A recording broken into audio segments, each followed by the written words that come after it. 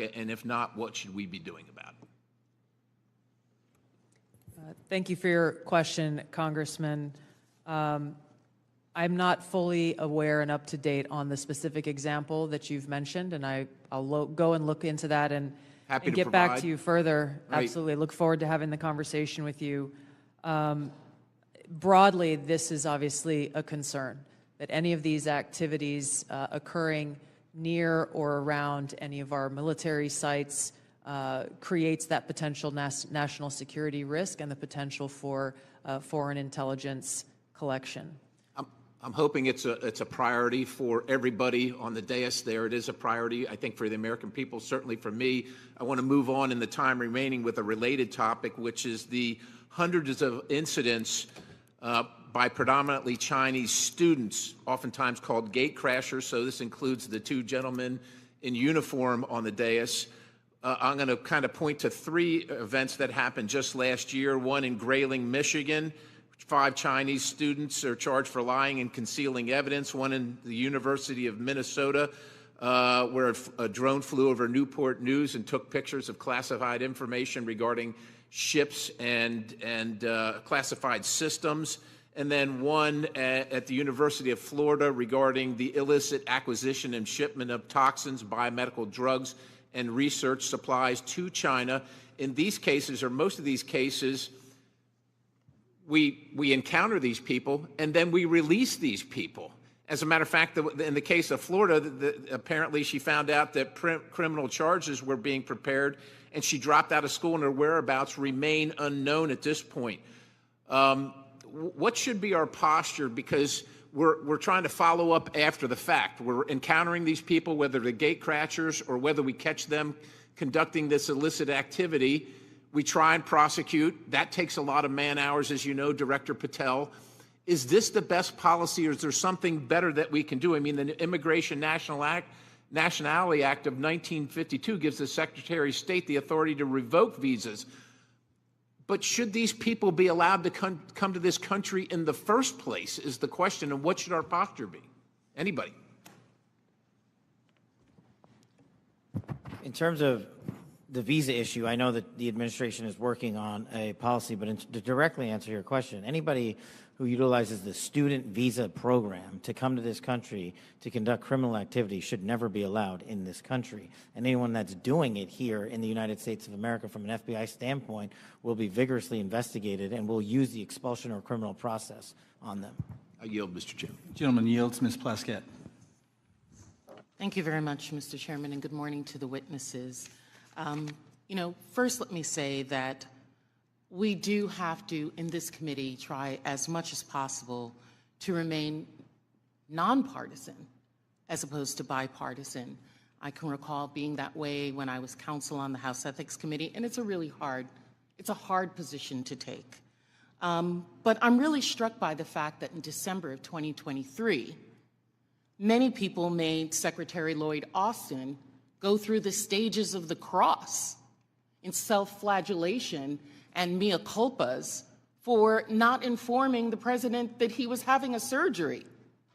And now how we're treating Secretary Hedgepeth as if he is untouchable.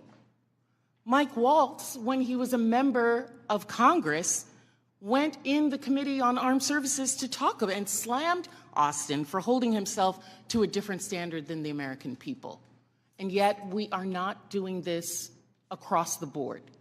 And that's disappointing, at the very least, very disappointing. Director Gabbard, thank you for your testimony. And one of the things that I believe I heard you say was that when there was a discussion by DOJ as to the cuts to foreign aid, that there had not been a request for an intelligence and national security or an intelligence assessment of the impact of those cuts. Was that your testimony a little earlier? Congresswoman, I have not seen any kind of actual official assessment, either within the intelligence community or outside of it, on what the effects of those cuts to USAID programs has been. But it was not requested by DOJ of you or of any of the areas in which you have oversight over? I'm not aware of any requests. Okay, great. Thank you. I know that there has been some open source reporting on what the effect of those cuts are. I mean, when we think about several examples, Kenya, our strongest regional ally in the Horn of Africa, and a key partner with us in the fight against terrorist group Al-Shabaab. And, you know, according to the Washington Post, that's not definitive, and we can talk about this in closed session. Some Kenyan journalists are now being trained by Beijing, mirroring the U.S. programs that have been cut by the administration. Director Gaber, is letting China train Kenyan journalists going to make Kenya more or less receptive to American requests of the Kenyan government, do you believe? As you said, Congresswoman, our relationship with Kenya has been very longstanding. So do cuts of ours to train journalists in Kenya make them more or less, and Beijing having that make them more or less receptive? Clearly, there is strategic competition taking place. I'll withhold my personal view to look at an official Well, I was assessment. asking for your director view, not your personal view. And then, additionally, we have ended Voice of America, which provided accurate, unbiased news, in our opinion. Meanwhile, St. Petersburg University has announced that it's opened 11 Russian language centers across Africa that pay special attention to the promotion of traditional Russian spiritual and moral values. Director Gaber, is Russia a friend or a foe? Are they our friend or our adversary? They are an adversary. Thank you. I believe that this reckless cuts make terrorism and our influence in Africa, which is on the front lines of terrorism, a real threat to us, and we need to be careful of it. Director Patel, one of the benefits of being here kind of in the middle is I get to hear other people's testimony and the questions that are asked. I know that Mr. Carson asked you questions specifically about the counterterrorism division. And we know that there has been some open source reporting that says that individuals within that division have been removed or been moved, not necessarily fired, but moved. Do you know if that is correct? I don't have any personal information on that, but people within the CTD component, which is a large component of the FBI, move all the time.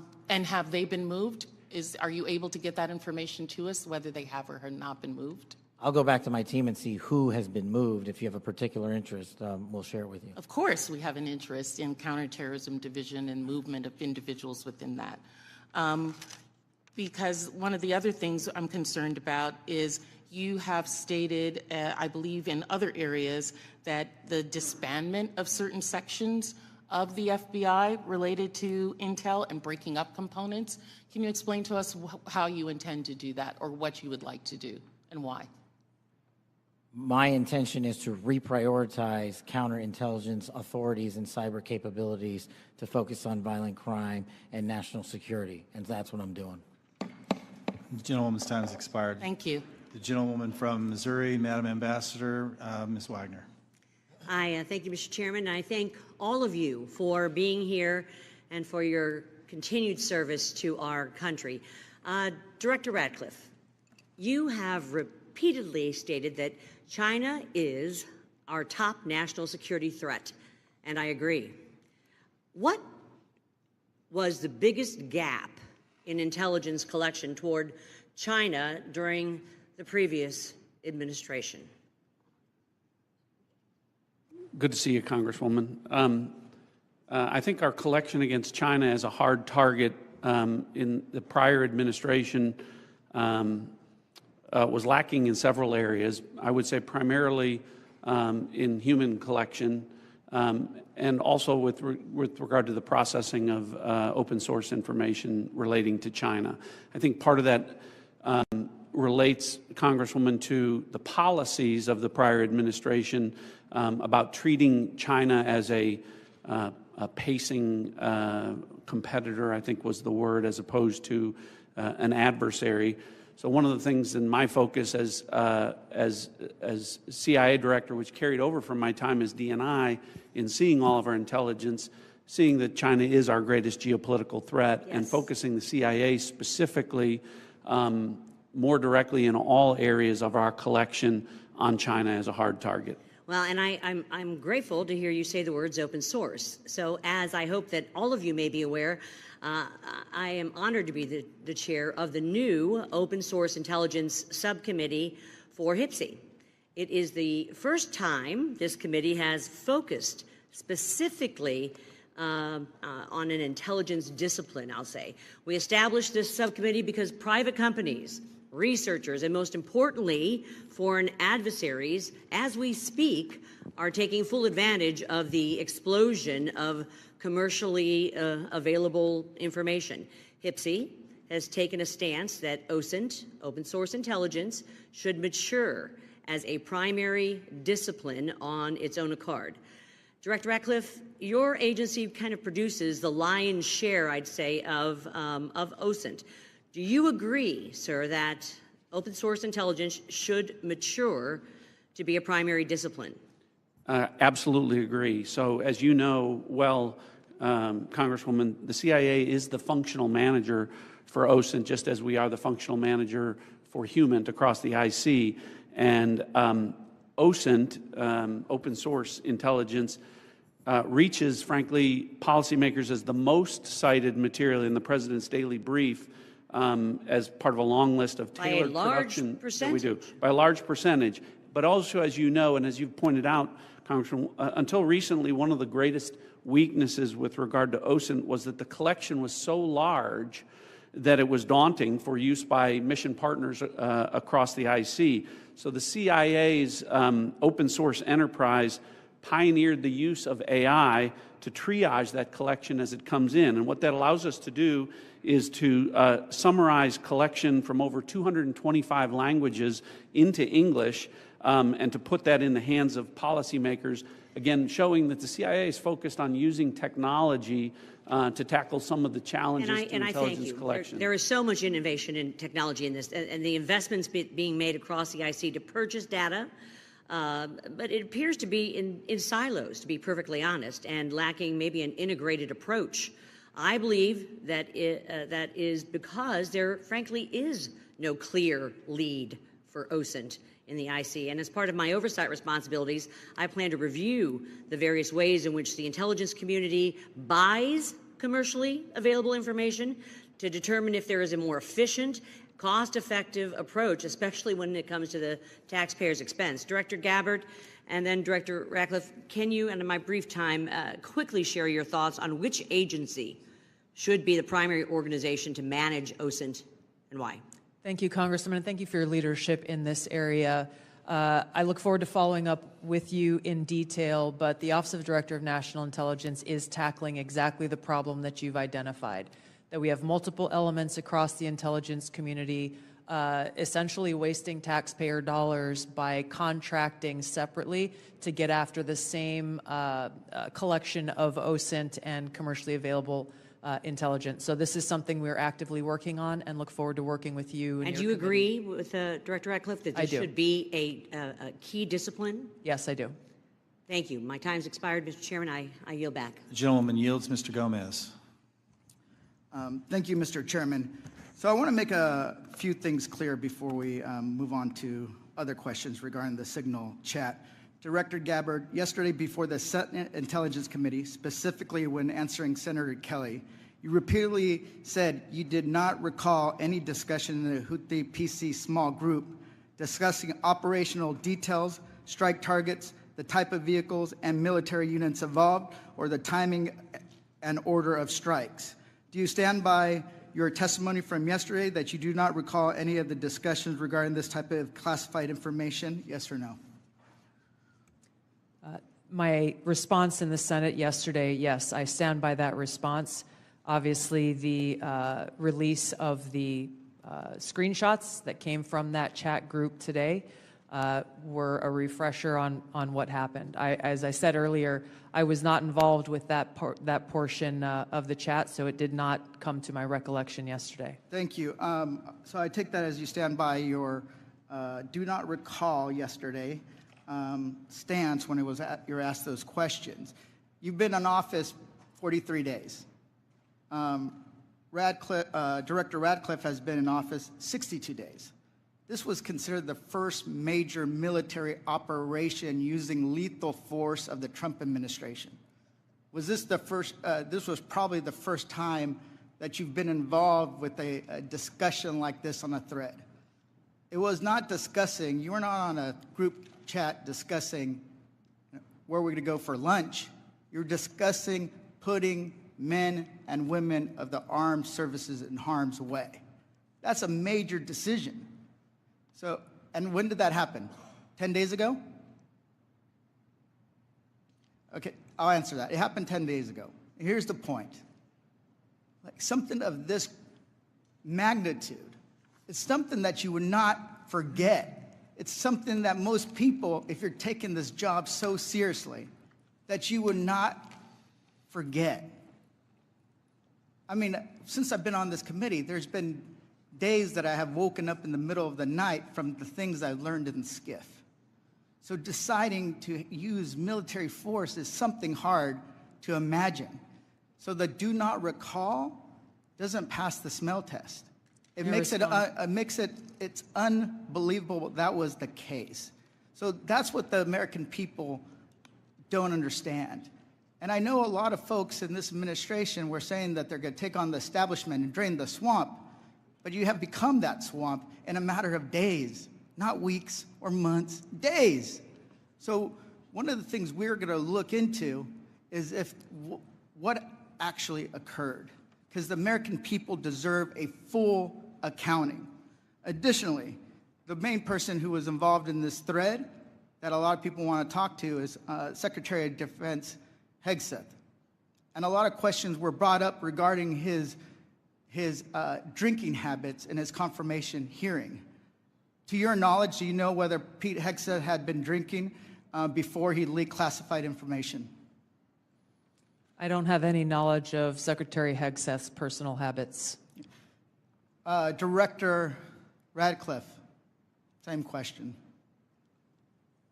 Yes or no? You know, no, I'm going to answer that. I think that's an offensive line of questioning. The answer is no. I find it interesting that you want to... I'm going to answer. You asked me a question. You want an answer? No, listen. You don't want to focus on the good work that the CIA is doing, that the intelligence community... Director, I reclaim my time. Director, I reclaim my time. Here, I have huge respect for the CIA, huge respect for our men and women in uniform.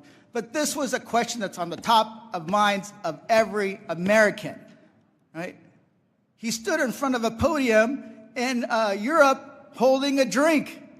So, of course, we want to know if his performance is compromised. If people were asking if the General Austin was compromised because of a heart issue, was his performance compromised because of a successful strike? Back. Mr. I bring my... you want to know? You want to talk about accepting responsibility? Do you think you should accept responsibility for a successful strike to make Americans safer? You want to focus on... I reclaim my time. So here's the thing. This is serious. As somebody, we've been briefed in this committee about using Signal. One of the things they basically said, the most secure, phone call. The least secure, text, messaging. And we know that your people, are Russians, Chinese, are on your phone. Gentleman's time's expired. Gentleman from Virginia, Mr. Klein. Thank you, Mr. Chairman. I'm going to give the director the ability to respond without being interrupted by his questioner. I appreciate that, Congressman. I guess, you know, just a general reflection here, again, that for the last 2 days, members of the intelligence community have been asking questions about a Signal messaging group and not asking questions from Democrats either in the Senate or the House on China, Russia, Iran, and the real threats that are going on to the United States. And you can say that you care about the good work that agencies are doing like the CIA and that you care about 140 stars on the wall. But no one's asked me about my second day on the job here, where I lit the fuse that led to a foreign government participating with us to capture one of the senior planners of the Abbey Gate bombing that killed 13 Americans. And in the process, we worked with a government that previously hadn't, so that hadn't cooperated with us on counterterrorism matters. Or the fact no one has focused on that within an hour of that taking place, I was on the phone with Director Patel, and a few hours later with Attorney General Bondi, working together, the IC and the FBI working together to bring this person home in less than a week. Unprecedented success for the intelligence community and the law enforcement community. Exactly representative of the kind of work that we should be doing and the kind of work that an oversight committee should be asking about. But instead, we're getting questions about whether or not someone has drinking habits. I just wish in an annual threats hearing where the American people want to hear about threats, that's what we would be talking about. Thanks for the opportunity to clarify. Absolutely, Director. I want to thank you and all the people who work with you and all the witnesses and the men and women, the brave men and women who are putting their lives on the line each and every day for this country. And to the military as well, we are grateful and we recognize the sacrifice and dedication.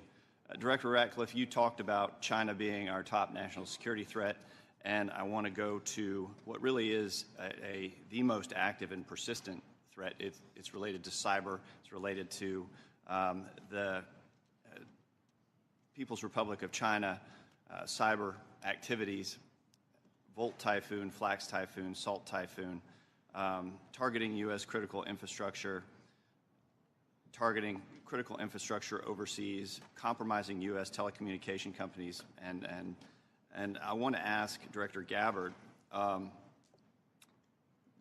there are also regular compromises of government networks in the defense intelligence base. The Chinese are acting with impunity and targeting the United States.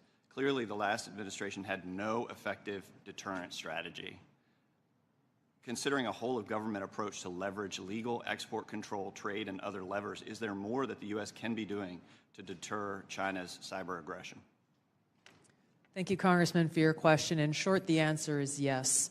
Much of that relies on our intergovernmental planning and operations, but also very closely integrating with our private sector partners. This is essential for us to be able to harden our own cyber infrastructure, our own critical infrastructure, and to look at what our capabilities, both defensive and offensive, are and how those should be used. If I may, Congressman, I'd just like to address Congressman Gomez's maligning of my reputation and not giving me the opportunity even to respond to his accusations. What occurred in that signal chat was an update to National Security Cabinet members that was also issued around the same time as updates to our foreign partners and allies in the region. There were no sources, methods, locations, or names of targets that were included in that chat. The decision to conduct this operation had been made long before that conversation took place. I do take my responsibility very seriously and played an integral role in providing the intelligence community's assessments that led to the ultimate decision by the President to conduct an operation, which, by the way, was very successful and continues to be very successful. I was traveling at the time, and I was not playing a very specific role, as these chats reflect, in much of the conversation that took place there. Secretary Hegseth, in my experience, has continued to operate in the way that President Trump's confidence in him inspires, which is in the best interests of the American people and our war fighters and ensuring our national security. I think it's wrong to impugn him, especially at a point where he is not here to defend his own honor. Thank you, Congressman. I agree with your assessment and support for the Secretary, and I yield back. Gentleman yields. Ms. Houlihan. Thank you for the time, and I struggle, and if you look at my notes, I've changed my mind about 1,000,000 times what I'd like to talk about. I'd like to first start with Director Ratcliffe. I find it offensive for you to accuse me as a Democrat of not caring about national threats. I very much wanted to talk about those, in fact, had prepared questions in advance of this hearing about those threats, specifically about biosecurity and bioterrorism, but I don't have time to ask those questions because the threat is in the House. The threat is across the dais, and I need to ask these questions. It's my job to ask these questions of you. Because when I served in the military and I served in classified environments. Had this happened to me, I would have walked my resignation in immediately. This is not okay. Communicating these sorts of things in Signal is not okay. Targets, times, those kinds of things are absolutely classified, and we all know it. I know it. These people know it. You all know it. And the fact that we're having to have these conversations now means that I can't ask the questions that I need to ask about things like bioterrorism and biosecurity. And so I'd like to put you in check as well, sir, because you can't assume who I am any more than I can assume who you are, sir. I would like to move my questions, however, over to Director Gabbard, because you are the DNI. You do have an obligation and a responsibility. I'm going to speak to you specifically about the fact that you have spent much of your 40 days talking about the importance of making sure that we don't reveal classified information, making sure that we don't leak information. You're a former battalion commander in the Army. I don't think that you would have necessarily appreciated the kind of leaking of information that I believe absolutely did happen in this Signal channel and is worthy of a further investigation. In fact, this committee established something called 50 U.S.C. 3235A, and this committee, on a bipartisan, apartisan basis, requires you, the DNI, to swiftly notify Congress and the Intelligence Committee if you're aware of any sort of significant unauthorized disclosure or compromise of classified information, which I would argue this has all of the markings of being that. And so if you, as the DNI, see such a thing anywhere within your organization's purview, you have the obligation to begin an investigation to report back to us on that. Would this seem to qualify to you as something worthy of that investigation?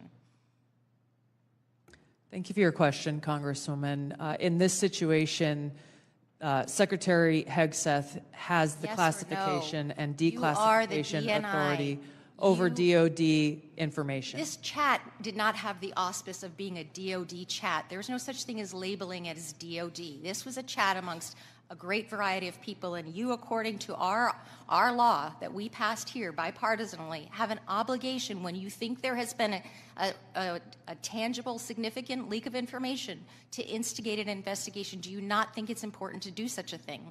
Well, the National Security Council is investigating this inadvertent leak. And again, I point to Secretary Hegseth as having the classification. I would argue that Secretary Hegseth, if he had the dignity that he needs to have, should be walking his resignation in, because I believe that his probably is heading toward being relieved of his duty based on what I think are significant and illegal leaks, most likely. I would like it if you would please commit to this organization that you will follow the law, and I would like it if you would also investigate what is likely to be more than just this chat. Because if there's one, there's more than one. If there's smoke, there's fire. Would you please obligate yourself and your organization to that investigation? Yeah, Congresswoman, yes, I will follow the law. Thank you. I appreciate that. And Director Patel, I learned just recently that you only heard about this yesterday, which blows my mind since I heard about it 2 days ago, and I'm just a low on the dais, junior chipmunk here. Did you really only hear about this yesterday? The exact timeline I'm not aware of, but yeah, I think it was yesterday or the night before. And now that another day has passed, do you believe... Well, actually, it was the night before the hearing. Now that another day has passed, do you believe that it's now time potentially for the FBI to open an investigation into this? I'm not going to comment on that. Because you're the director of the FBI, you don't believe it's appropriate to comment on that? Because there's a process in place, there's an ongoing litigation, and the National Security Council is reviewing this matter. And I'm not going to discuss any open or closed investigations. That ongoing investigation, literally, the lawsuit happened today or yesterday afternoon, and the idea that you don't have an opinion on this at this point is frustrating to me. No, it's not. I'm not going to prejudge any matters, and the men and women of the FBI will call the balls and strikes. Reclaiming my time, not sir. you. Sir, Mr. Chairman, I'd like to have... Gentlewoman's recognized. You have Thank 4 you. seconds remaining. No, I have more than You that. have 2 because seconds Mr. remaining. Patel would not acknowledge Gentlewoman's me. time has expired. Mr. Stubbe. Thank you, Mr. Chairman. Director Gabbard, were there any sources described in the Signal chat? No, Congressman. Were there any methods described in the Signal chat? No. Were there any locations? No. Therefore, due to the fact that there were no sources, no methods, nor locations described in the Signal chat, it does not make the discussion classified. Is that correct? That is up to the Secretary of Defense determination. The Democrats are obviously making the assertions that what was in the Signal chat was classified and claiming that Secretary Hegseth put this war plan out to the world, which he clearly did not. Were there any names in the Signal chat? No. Any targets? No. Any locations? No. Was there a unit name or location of that unit? There was not. Were there any routes described in the signal chat? No. Wouldn't an operational plan contain that type of information? Every operational plan I've ever seen has contained that information. Thank you. Shifting to the real threats to America, the southern border. Due to the previous administration's open border policies, they allowed over 10 million illegals into our country. And during that time, there was 1,511 terrorist-related encounters at land border ports of entry, according to CBP. As someone who fought in the war on terror, I find this deeply offensive that the previous administration would sacrifice the security and safety of the American people in the manner in which they allowed terrorists, criminals, and rapists into our country. In your testimony, you state, and I quote, "Based on the latest reporting available for a year-long period ending October 2024, cartels were largely responsible for the deaths of more than 54,000 U.S. citizens from synthetic opioids. A lot of those citizens are from my home state of Florida.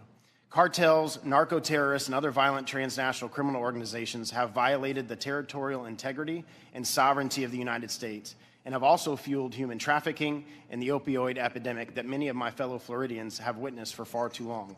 I applaud President Trump and his swift decision to designate the narco-terrorists and Mexican cartels as foreign terrorist organizations, and I want to thank each of you for making this a priority to fight against Mexican cartels, traffickers, narco-terrorists that have been responsible for killing hundreds of thousands of Americans.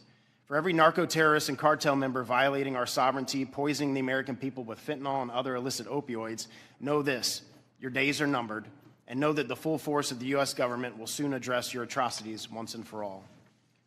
Director Patel, it's no secret that there is a growing presence of Mexican cartels operating fentanyl synthesis labs just over our border. Just last year, the CBP estimates that more than 21,000 pounds of fentanyl was seized at our borders. That is enough to kill more than twice the population of the world, of our country. What actions are you taking to strengthen the FBI's fight against illicit fentanyl within our borders? Thank you, Congressman. It's good to see you. We have made it a priority at the FBI because fentanyl and illegal narcotics kill an American citizen every 7 minutes. That is a national security crisis, not just at the southern border, but at the northern border. And the Mexican cartels, along with their illicit partners in the CCP and other adversarial countries that are doing harm, are not just taking the fight down south, but they're bringing it up north. So we need to be more vigilant as to what's coming in through our northern border as well. Known and suspected terrorists are flowing in through our northern border more than they are our southern border, I would say, because of the successes we've had in closing the southern border.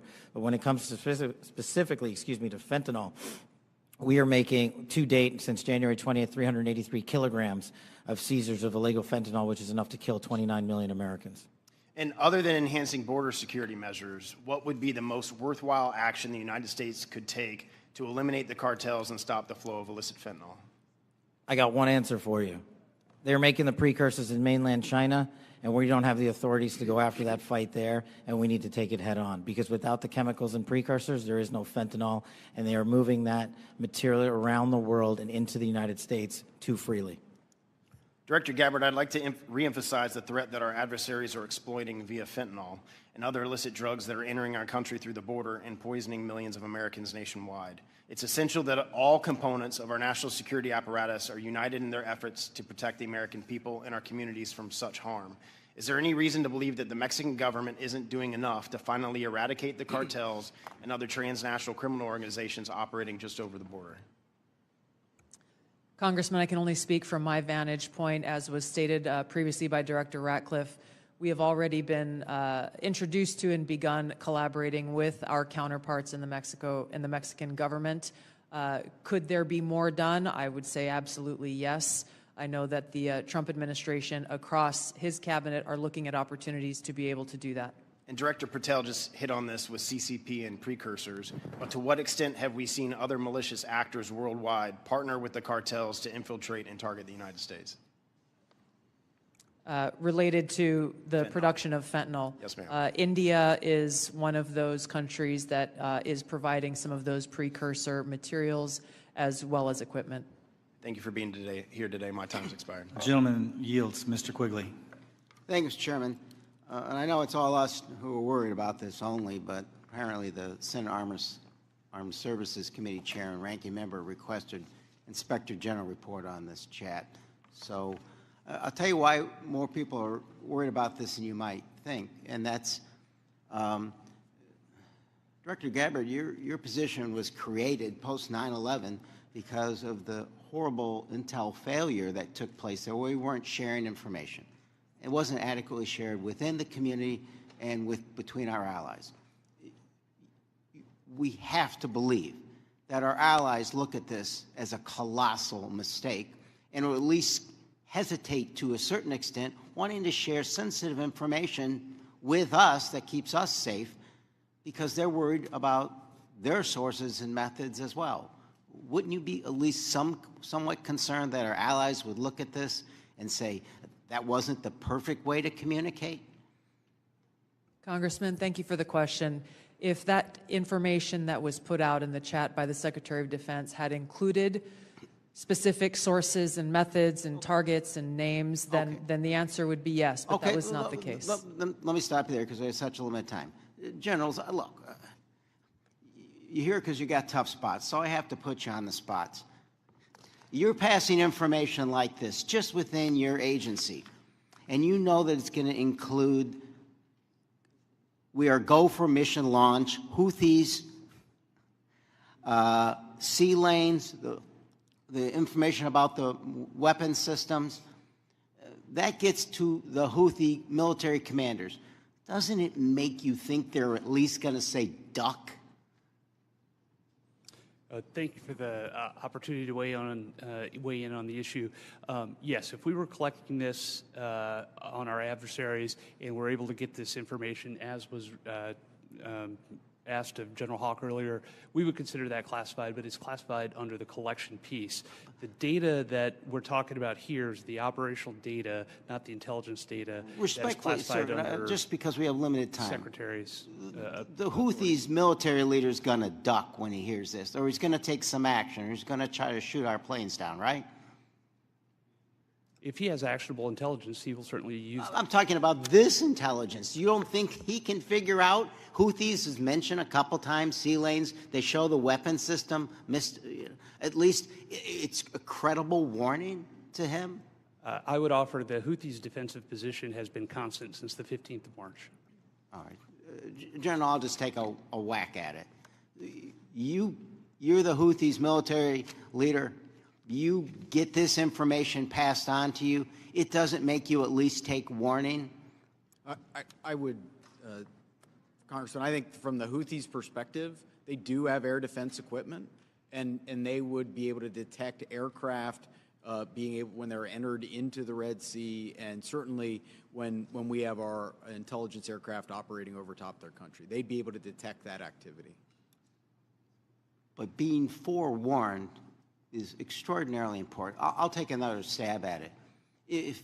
If just language like this in a different context, okay? But just within your department, sir, your people are passing this information. Do you advise them maybe they don't use Signal on this? Are there other forms? Obviously, they're going to be more secure. What I would offer is the data that we would be passing would be the full target packages and the full set of operational information. Okay, but even if it was just this, do you really want to give the possibilities that they could be breached, hacked, and they would get this information?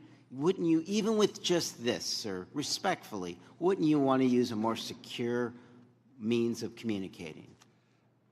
I think what I would offer are two things, and hopefully they're helpful to you. One of them would be, in addition to that full package that we would talk about, when the Secretary extracted individual details from that and provided those on Signal, whether individually or in aggregate, that is his decision of what is classified and what is not from an operational aspect.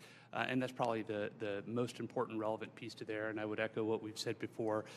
It's the Secretary's authority for the just give me, there's more secure ways of communicating any of this, right? There are, and our adversaries have General, there are, right? To intercept.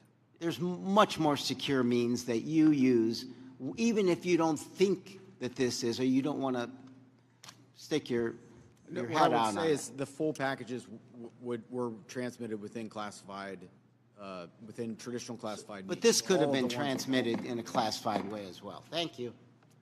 Gentleman's time's expired. The gentleman from Arkansas, the distinguished chair of the Financial Services Committee, Mr. Hill, is recognized. Thank you, Mr. Chairman. And let me say, Director Gabbard and Director Radcliffe, it's so great to have you back in the Longworth House Office building.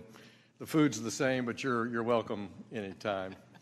Director Radcliffe, you know, we've served for 10 years together. I'm certainly aware of your extraordinary service at the DNI and here in Congress. And I just have a couple of follow-up questions on this topic of the Signal chat. Were there any war plans distributed in that Signal chat?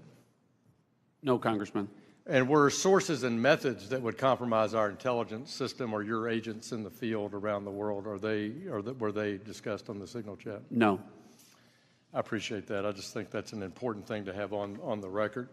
Director Patel, I co-chair the Americans Wrongfully Detained American Hostage Task Force here in the House, and I just in fact left Tigran Gambaryan, a former FBI official who I helped get out of prison in Nigeria last year. I just left him a few minutes ago. You've you know this issue very, very well, and President Trump's made such a commitment to bring Americans home. There's some 30 Americans still wrongfully detained or held hostage abroad. Is the FBI committing to work through its officials in our embassies around the world to bring those Americans home? Thank you, Congressman. And as you know from my prior service in the prior administration, President Trump brought home over 50 hostages and detainees worldwide, and that effort is being redoubled now until every single American is home. And the FBI, from my perspective, has been given a directive that any wrongfully detained or captured person overseas is a priority to bring back. We're so grateful to the President for making this a priority. We don't want our citizens that hold a blue passport to suddenly be a target in all their interactions around the world. That's wrong, and I'm glad President Trump's made it a priority. I look forward to working with you on that. Since November of 2023, I've been pursuing aggressively in this committee the U.S. government's policies and procedures for handling border encounters, specifically known or suspected terrorists. To quote former FBI directors, testimony before the Senate, there are blinking lights everywhere of concern.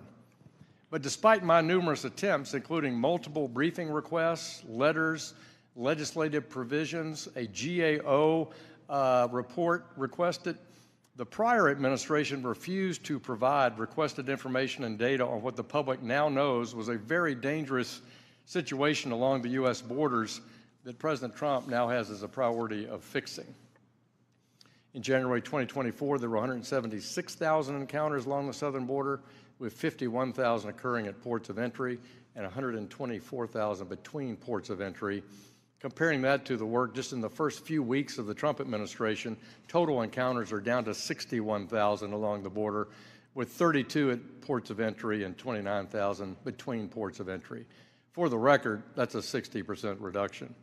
Director Patel, since President Trump took office in January, as we've seen these plummeting border encounter numbers, has the country seen a drop in known or suspected terrorist encounters at the border? Thank you, Congressman. It's one of the issues I really wanted to address today. And I think the country deserves to know that known or suspected terrorists, KSTs, are coming in with much less frequency at the southern border. In fact, if my information is correct, 2 since January 20th. And they are coming in with much greater frequency in the northern border, and since January 20th, that number is 34. And those metrics carry out over the last year in terms of ratio. So what it tells me is that known or suspected terrorists, the individuals that want to do the most harm to this country, are utilizing the northern border, and we got to refocus assets up there. Yeah, which I think is good. And I'm glad the prior administration did declassify the ISIS arrests in Philadelphia and did declassify the a citizen that was coming across the northern border to do harm on Election Day. That's good, but we have much more to do. And Director Gabbard, I need your help working with your colleagues here. It's this idea of requesting coordination between Director Patel, Secretary Noem, and the committee with fused data on known or suspected terrorists. Whether it's TSA data, BPP data, FBI internal data, we want to have that coming to us. Where are these people? What's been done with them? What is the government's position on them? Will you commit to work with us as OD&I to get this information from across the government, IC? Absolutely, Congressman. And as you know, our National Counterterrorism Center was really created to fulfill exactly that task, so that we're not dealing with multiple vetting systems that are coming up with different results, that we have this central vetting database to be able to identify those known or suspected terrorists who may be trying to come into our country or who may be one of the tens of millions who illegally crossed into our border, may have come into our country during the last 4 years. We look forward to working with you. Thank you for your answers, and I yield back. Gentleman yields. Ms. Tinney. Thank you, Mr. Chairman, and thank you so much to all of you. There's so many great questions that I have to ask, but I want to start with Director Patel, and I just want to first, before I get into a couple issues, thank you so much for your outstanding service and your recognition and focus on the northern border. My entire district is the northern border of New York with Canada. I just want to first jump into this issue for, Hamas attacked October 7th. The world watched in horror. Designated a foreign terrorist organization in 1997, killed over 1,200 civilians, and including American citizens, and many remain hostages. Only slightly less disturbing, we had a myriad of seemingly coordinated pro-Hamas demonstrations that have taken place all over the United States, in my state of New York, on college campuses, in Washington, D.C., universities. Director Patel, does the FBI have any open investigations into the organization, the leadership, and the funding of these pro-Hamas demonstrations with students such as, and groups such as Students for Justice in Palestine? Thank you, ma'am. And I'm limited by what the Attorney General has already publicized, but as you know, there are open investigations based on what's been made public. Okay. Has the FBI uncovered any evidence of foreign support for these Hamas demonstrations, including, other than Iran, any of these groups I might mention, like Students for Justice in Palestine, anything that's open source that we can talk about? That's still ongoing. Thank you. Director Gabbard, thank you so much for your service. It was great to serve with you in Congress as well, and works so much on wonderful veterans issues. My son's also a Marine major, and so we appreciate the service of everybody here. Let's keep in mind, obviously we're in open session. Do you have anything or ongoing intelligence to suggest there's foreign support from governments, non-government groups, and individuals that have helped these pro-Hamas demonstrations all across America, including on university campuses? Congresswoman, there are some assessments that reflect that, and we can talk about that in the closed session. Great, thank you so much. And now I want to get back to Kash, Director. Great work on the northern border. I'm one of the co-founders of the Northern Border Security Caucus, and your information has been tremendous. Once I got the district that I represent now, this sprawling, long district, the entire northern border is Canada. And as you say, 358 suspects on the terror watch list. Almost 90% of the suspects on the terror watch list are coming across our northern border. I'd love to talk to you. What is the FBI doing specifically dealing with this northern border? And what access point are you? Who are you working with? Is there a way that we have got a way to handle this with the foreign terror threats? And I say this in light of my district specifically, where New York State, led by Democrats, by the way, is notorious for their unwillingness to work with law enforcement. Under Governor Cuomo, we cut off the ability. I know Congressman Quigley talked about working together after 9/11. The state hit hardest by 9/11. And Governor Cuomo put in a law that prohibited law enforcement from working together in 2019. What are we doing so we can work with New York, the government and others, to make sure that this doesn't happen across our New York northern border? Well, one, and this is out of my lane, but what we need to be doing is working with the Canadian government because they sit on top of our northern border.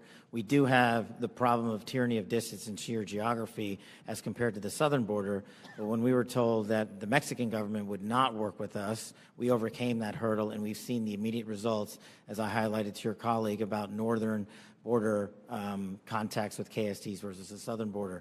The other thing we can be doing is working across every northern border state who has a geographic border with Canada and their local and state affiliates, which we are doing at the FBI. But it is such a vast enterprise that we would need a huge increase in resources to cover down on that the way we do in Mexico. In addition, thank you for that. In addition with working with the Canadians, are you also working with the New York State government? Because we do have a number of interesting assets, a sprawling Akwesasne Mohawk Reservation that kind of goes across the northern border with New York and Canada. Are those types of things ways that you can work with the New York government and also in coordination with the Canadian Royal Police? Absolutely, ma'am, and you highlight a great point. A lot of the northern border touches upon tribal lands, and we need to work with tribal leaders throughout the country as effectively as we do with state and local governments, and at the FBI we're doing just that. Thank you so much, and I really appreciate all of your service, and I yield my time back. Gentleman yields. Gentleman from Texas, Mr. Fallon's recognized. Regarding a group text message exchange that included several members of President Trump's national security leadership team and a journalist. Yesterday, our colleagues on the Senate Select Committee on Intelligence held their hearing on the annual threat assessment, and unfortunately, instead of exploring the real and existential threats that face our nation, which is the purpose of this hearing, this issue consumed most of their time. While I will address this topic further in my questions, it's my sincere hope that we use this hearing to discuss the many foreign threats facing our nation. I have deep concerns about the state of our national security. The war between Russia and Ukraine has just surpassed 3 years and now includes North Korean troops on the battlefield. Iran remains the world's largest state sponsor of terrorism, supporting terrorist organizations throughout the Middle East like Hezbollah and Hamas, fueling the latter's war with Israel and Gaza. The threat of the Chinese Communist Party, or CCP, has metastasized worldwide, expanding a robust military and espionage capability well beyond the Pacific, including here within the Western Hemisphere. The CCP's aggressiveness in operations below the level of armed conflict continues to grow. For example, they have sponsored cyber attacks against United States critical infrastructure and even recruited a New York State governor's office employee into being an undisclosed agent of the CCP. And after 4 years of a catastrophic open border policy and limited and in many cases no vetting, we have seen an explosion of illegal migrants crossing our border since 2021. In fiscal year 2024, 516 were identified to be known or suspected terrorists, 106 of whom tried to sneak into our country between ports of entry. And these are just the ones we caught of the nearly 3 million encounters recorded by Customs and Border Protection. We've also seen an ISIS-affiliated human smuggling network bringing more than 400 migrants into the United States. And this occurs through networks associated with cartels and gangs from Sinaloa to CJ&G, who present an unacceptable risk to the security of the American people. In the midst of such threats, many have understandably lost trust in the intelligence community. One reason I'm particularly concerned about is the pattern of lapses I've seen in analytic integrity and objectivity in some of the assessments provided by the IC in the last few years. From President Trump-Russia collusion fiasco to the origins of the COVID-19 pandemic to anomalous health incidents, there have been numerous instances of the IC suppressing certain reporting, using substandard reporting to support a pre-decided thesis, and failure or refusal to consider plausible alternative analyses. That, combined with many other examples of weaponized government, results in a situation where the United States is facing very real threats, while many of our citizens lack trust in those they empower to inform on or counter these threats. Look, I've been honored to serve our country for many years now, first as an explosive ordnance disposal technician in the Army, now as a representative for the 1st District of Arkansas and chairman of this committee. In my time here, I've traveled the world and met with countless IC employees, from everyday Americans doing challenging and often dangerous work of intelligence to agencies directors like yourselves. The vast majority of those people are honest, hardworking, patriotic Americans that silently and without accolades do difficult jobs, often in austere places, sacrificing time with their families and in some cases putting themselves in danger, all in order to serve the United States. These silent warriors deserve our gratitude and our respect. They do not deserve to have their reputations besmirched by poor leadership. Unfortunately, in recent years, we've seen instances of politicized, self-serving, dishonest leaders sustaining the reputation of our institutions and patriots by abusing the powers and sacred trust given to them by the American people. We have some real work to do. You in your roles as leaders of prestigious organizations and us as members of this committee charged with conducting honest and rigorous oversight must ensure that our institutions work for the American people. Those that don't uphold the stringent standards of integrity that the American people expect and deserve must be held accountable. In the instances where trust is breached, those involved must be held accountable. This will help rebuild the trust between the American people and those that serve them in the intelligence community. Today, we need you to be candid about the threats facing the United States. I have deep concerns that many threats have been downplayed or not taken seriously enough for some time, particularly in the homeland and the Western Hemisphere. I look forward to hearing your assessment. Thank you again to our witnesses for being here today, and with that, I want to yield to the distinguished ranking member, Mr. Himes, for his opening statement. Thank you, Mr. Chairman, and good morning and welcome to our witnesses. As the chairman said, this hearing is an important opportunity for our committee and the American people to hear directly from the senior leadership of the intelligence community about the threats that our I read the unclassified report, and I found a lot of continuity in the IC's assessment about critical threats to our national security compared to last year's assessment.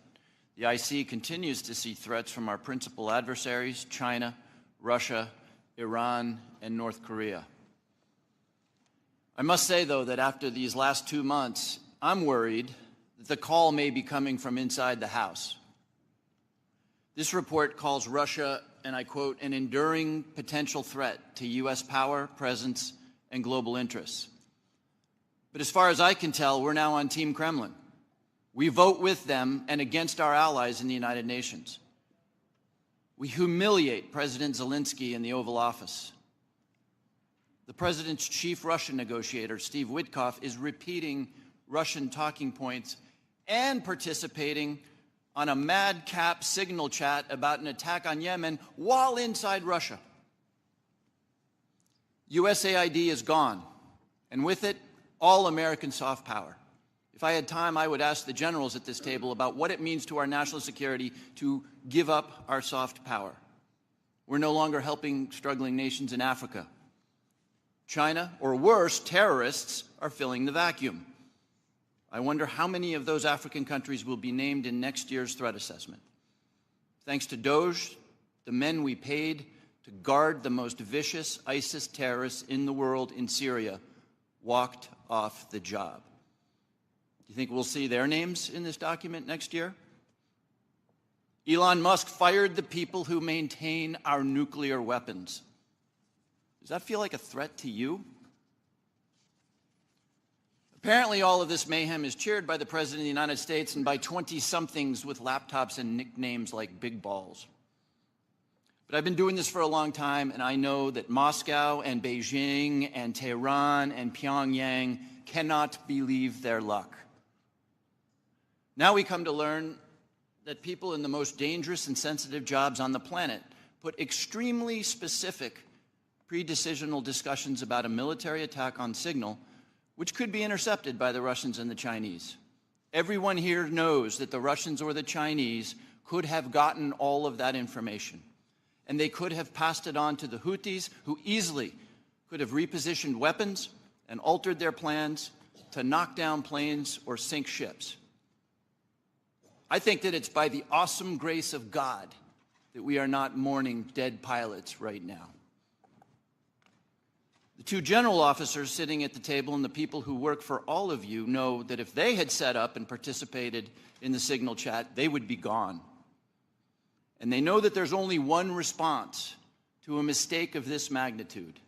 You apologize, you own it, and you stop everything until you can figure out what went wrong and how it might not ever happen again. But that's not what happened. The Secretary of Defense responded with a brutal attack on the reporter who did not ask to be on the signal chain. Yesterday, our former colleague Mike Waltz did the same in the White House and then went on Fox to call Jeff Goldberg a loser. What do you think the people who work for you are seeing and learning from that? Now, except for that last part, almost all of the mayhem slowly eroding our safety, our standing, and our security in the world has largely happened outside the IC. If you had a part in that, and I suspect you did, I thank you. I'll say it now and I'll say it again every time we see each other over the next couple of years. You must protect the thousands of patriots who go to work every day under you to keep us safe. You need to go to work every day thinking about their morale, their well-being, and their protection. I've done intelligence oversight for more than a decade. It's my job to ask you the tough questions and maybe even make you uncomfortable. But John, I don't ever walk through your lobby and look at those 140 stars on the wall without choking up over the fact that men and women far better than I will give their lives to keep us safe. There's about a dozen people in this room who know all their stories, and you know and I know that many of the men and women who have stars on that wall died because of bad decisions or poor judgment by their leaders. We've all worked together before and recent events notwithstanding, we need you to succeed. Your people and our safety requires you to succeed. I really hope you do. But let me say now that if some overcaffeinated 20-year-old succeeds in firing your linguists or your mathematicians or your paramilitary officers, if you shut down some unit because Steve Bannon or Seb Gorka doesn't like it, America will be less safe and people will get hurt. And I and this committee and history will be very unkind. Yield back, Mr.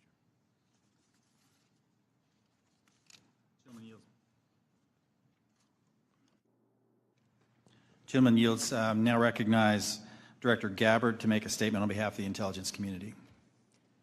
Thank you very much, Chairman Crawford and Ranking Member Himes. Members of the committee, thank you for the opportunity for us to be here to present the 2025 Annual Threat Assessment. I'm joined here by my colleagues from the CIA, DIA, FBI, and NSA. Our testimony today offers the collective assessment of the 18 U.S. intelligence elements making up the U.S. intelligence community and draws on the intelligence collection and information available to the IC from open source and private sector and the expertise of our analysts. It evaluates what the IC assesses most threatens our people and our nation's ability to live in a peaceful, free, secure, and prosperous society. As you know very well, we face an increasingly complex threat environment that is threatening us here at home and our interests abroad. I'll begin by focusing on what most immediately and directly threatens the United States and the well-being of the American people: the non-state criminal groups and terrorists putting American lives and livelihood at risk. I'll then move on to focus on the key nation states who have the capability to threaten our security and the interests of the United States. Cartels, gangs, and other transnational criminal organizations in our part of the world are engaging in a wide array of illicit activity, from narcotics trafficking to money laundering, to smuggling of illegal immigrants and human trafficking, which endanger the health, welfare, and safety of everyday Americans. Based on our latest reporting available for the year-long period ending October 2024, cartels were largely responsible for the deaths of more than 54,000 American citizens due to synthetic opioids.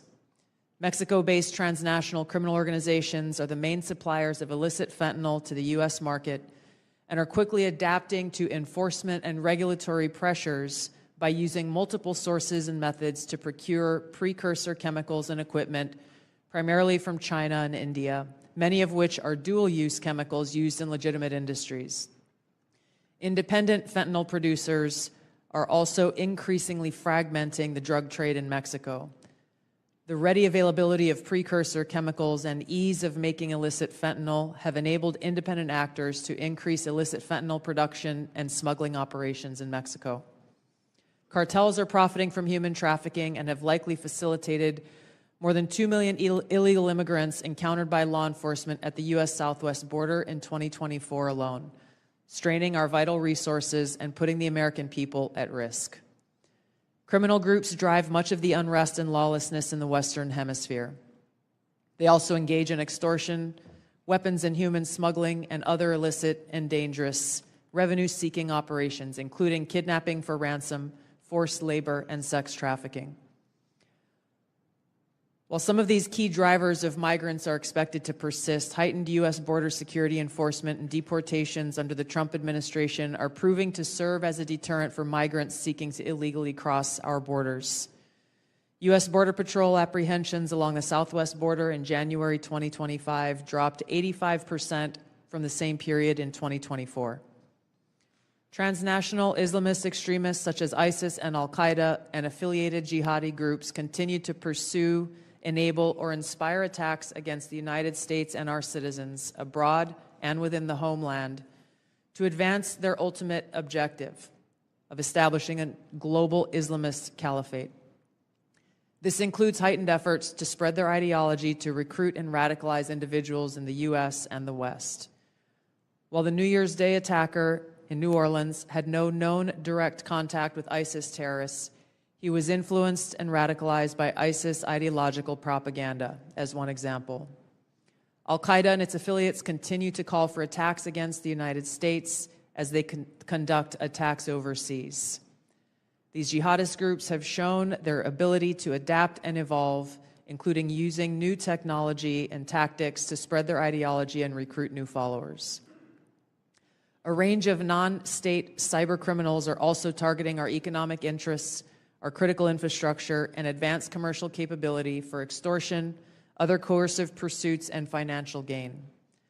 These actors are using a variety of tactics, including phishing, ransomware, and denial of service attacks to disrupt our systems and steal sensitive and lucrative information, using available technologies and taking advantage of U.S. cyber vulnerabilities. Ransomware actors last year, for example, attacked the largest payment processor for U.S. healthcare institutions, and another set of criminal actors conducted cyber attacks against U.S. water utilities. Some of these non-state cyber actors also operate as proxies for or emulate similar activities being carried out by major state actors. The IC sees China, Russia, Iran, and North Korea engaging in activities that could challenge U.S. capabilities and interests, especially related to our security and economy. They are in some cases working together in different areas to target U.S. interests and to protect themselves from U.S. sanctions. At this point, the IC assesses that China is our most capable strategic competitor. Under the leadership of Xi Jinping, the People's Republic of China seeks to position itself as a leading power in the world stage, economically, technologically, and militarily. Beijing is driven in part by a belief that Washington is pursuing a broad effort to contain China's rise and undermine CCP rule. China's most serious domestic challenge is probably China's slowing economy and the potential instability that could occur if socioeconomic grievances lead to large-scale unrest. Growing economic tensions with the United States and other countries could also weigh on China's plans for economic growth and domestic job creation.